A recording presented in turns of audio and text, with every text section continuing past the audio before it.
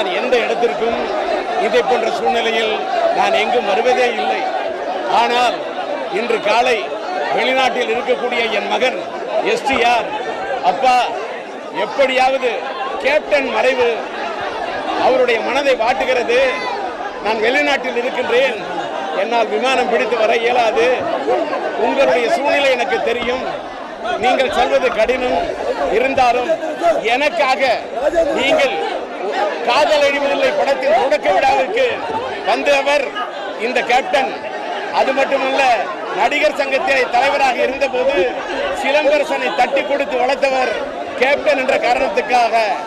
அப்பா, எனக்காக நீ எப்படியாவது தேமுதிக தலைவர், ஒரு அரசியல் கட்சி தலைவர், லட்சத்திமுகவின் தலைவராக நான் இங்கே வரவில்லை. ஒரு கலைஞனாக, ஒரு நடிகனாக, ஒரு மனிதன், நல்ல மனிதன், ஒரு தலைவன்.